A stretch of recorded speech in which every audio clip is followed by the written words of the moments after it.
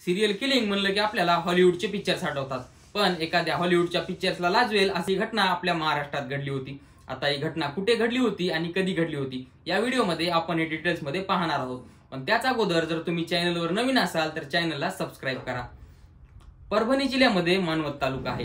आता मानवत तालुक्याने संपूर्ण राज्याला धडकी भरवली होती, कारण मानवत मध्ये दर काही दिवसाला लहान मुलींचे महिलेचे मृतदेह सापडत होते।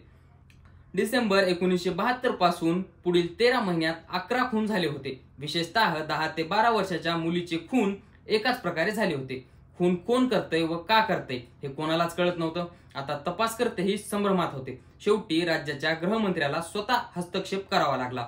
मुंबईमधून रत्नाकर कुलकर्णी या सीआयडीच्या धडाकेबाज पोलीस ऑफिसरला तपासासाठी पाठवण्यात आलं। सुरुवातीच्या काळात त्यांनाही काही तपास लागत नव्हता। हे खून रात्रीच्या वेळी करण्यात येत होते आणि डेड बॉडी गावाबाहेर नाल्यात टाकली जात होती। आता एवढ्यामध्ये आणखी एक खून झाला, पण तो खून मुलाचा होता। त्या मुलाच्या खुनामुळे पोलिसांना पुरावे सापडले आणि पोलिसांनी सगळ्या प्रकरणाचा तपास लावला। मग समोर आला महाराष्ट्राला हादरवणारा सगळ्यात मोठा मानवत खून खटला। आता या मानवत जवळ एक वस्ती होती। मुलकाची गरिबी असल्यामुळे तेथे बरे वाईट उद्योग चालायचे। त्यातच एक उद्योग होता हातभट्टीचा। त्याची मालकीण होती रुक्मिणी। असं म्हणतात की ती दिसायला खूप सुंदर होती। तिला तिच्या नवऱ्याने सोडलेलं। त्या वाड्यावर दारूसाठी रेग्युलर कस्टमर असणाऱ्या उत्तमरावाचा तिच्यावर जीव आला। आता तिच्यासाठी उत्तमरावांनी गावाबाहेरचा भागीरथ मारवाड्याचा वाडा विकत घेतला। रुक्मिणी तेथून आपला दारूचा धंदा करू लागली। उत्तमराव गावातील दिग्गज माणूस असल्यामुळे पोलिसांचा छापा पडायचे बंद झाले। त्यामुळे तिचा व्यवसाय जोरात चालू लागला। त्यामुळे तुफान पैसा मिळायला सुरुवात झाली। पण रुक्मिणी खुश नव्हती, कारण तिला स्वतःचं मूलबाळ होत नव्हतं। तिच्या भावंडाला खंडीवर मुलं होती। उत्तमरावच्या खऱ्या बायकोलाही मुलं होती। त्यामुळे ती चिडायची। एवढा कमावलेला पैसा दुसऱ्याला जाणार हेच तिला दुःख होतं। गावातल्या डॉक्टराने तिच्यावर उपचार केले, पण गुण काही आला नाही। आता अखेरचा मार्ग म्हणून ती देवदेव करायला लागली। त्यातूनच तिला गंडेदोरे करायचा नाद लागला। आता मानवत खजानासाठी प्रसिद्ध आहे। आता हा खजाना शोधण्यासाठी तिथे बरेच तांत्रिक या गावात डेरा टाकून बसायचे। आता 72चा दुष्काळ पडला आणि या तांत्रिकांना जास्त जोर आला। आता रुक्मिणी अशाच तांत्रिकाकडे आशीर्वाद घ्यायला जाऊ लागली, पण गुण काही येईना। मग तिला भेटला गणपत साळवे। रुक्मिणीचा मोठा वाडा होता। तिथेच एक पिंपळाचं झाड होतं। मांत्रिकाचं म्हणणं होतं की पिंपळावर मुंजा आहे।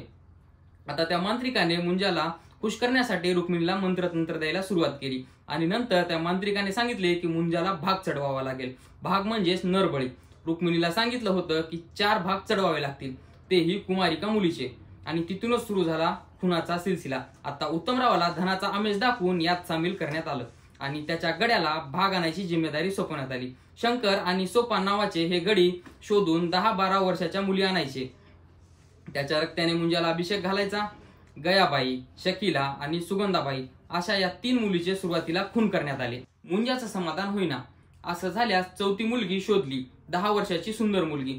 तिची हत्या तर केलीच, पण तिचं डोकं मुंजाला प्रसाद म्हणून चढवले, तर ही मुंजा काही प्रसन्न झाला नाही। आता नेमकाच जेलमधून सुटून बाहेर आलेला रुक्मिणीचा भाऊ तुक्या सुद्धा यात सामील झाला। मग त्यांनी हद्दच पार केली। गर्भवती महिलाच्या पोटातल्या बाळाचा बळी द्यायलाही त्यांनी कमी केले नाही। आता त्या खुनामध्ये इतके तरबेज झाले की 10 खून करूनही एकही पुरावा मागे सोडला नाही। आता अशातच कोंडिबा नावाच्या पोराने खून करताना आपल्याला पाहिले अशी शंका त्यांना आली आणि समिद्रीवर कोंडिबाला संपवण्याची जबाबदारी दिली। समिद्री म्हणजे रुक्मिणीची बहीण। तिला काही अनुभव नव्हता, पण तिने काम पूर्ण केले आणि पुरावे मागे सोडले।